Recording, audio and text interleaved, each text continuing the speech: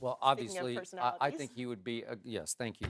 I think he'd be a great fit, but this is also sticking in my craw because Bill Belichick continues to attack the offseason as if his team was the one as a number one seed that lost its divisional round game at home. That happened to be in the other conference, and that happened to be Jerry Jones' Dallas Cowboys, who continue to sit back and do next to nothing. There's a little method In to the the offseason? madness, Skip. That's what he said. Some method to the madness? I think it just seems like madness to me I right now, agree. right? I agree. And I have advocated again and again on this show, on Twitter, on Facebook, Jerry, wake up. It's on a silver platter for you to go get Richard Sherman. I'm not the biggest fan of Richard off the field, but on the field, I'm a big fan. And I think he had a really good year. You were hard on him, which you should have been, because you said he turned into a dirty player. Yep. And maybe that was some insecurity on his part. But in the end, the stats tell you that he was, if not the best corner, he was at Yeah, he's the still top five two or corner. three. Yeah, he's still a top okay? five corner, no question. And so Jerry Jones is sitting there with the 28th overall pick in the bottom of the first round. Right. Just give it up for Richard Sherman. You and I have agreed before. Yeah. Is there anybody in the draft who would be better right now than Richard Sherman for the next, I don't know, 3 years? Yep. No, nobody. So Bill Belichick, the rich just keep getting richer. Again, I don't know why he's down on Malcolm Butler. I think he's just done with him, attitude-wise, and maybe because he's a little bit of an overachiever. He's a little smallish. I think the thing is he's tired of Malcolm Butler.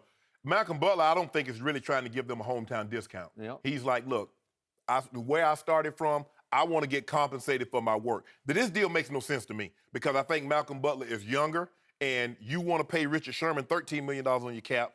I don't think Malcolm Butler's wanting that. He does want Stephon Gilmore's money. He does. And absolutely, he deserves it because I've achieved this on your ball club. You still don't know what Gilmore's going to do. He did that in Buffalo. We've seen a lot of guys do well at one location, come to another location, and they're not the same player. So Butler's saying, hey, what about me? Go ahead.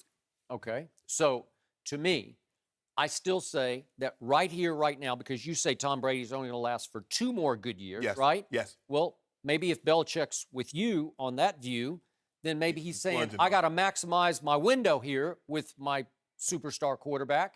And if I'll take Richard Sherman right now over Malcolm Butler, money or no money. If the money is a wash as far as their cap goes, if they can fit him in right now, after all the great moves they've pulled off in the offseason, obviously Brandon Cooks, and they kept Hightower, and I can go on, to Dwayne Allen, then if you can start at corner, Stephon Gilmore, the most valuable corner out there in the free agent market, and Richard Sherman, arguably the best corner in pro football or one of the top 3, you're dominating on defense next year, right? Yeah.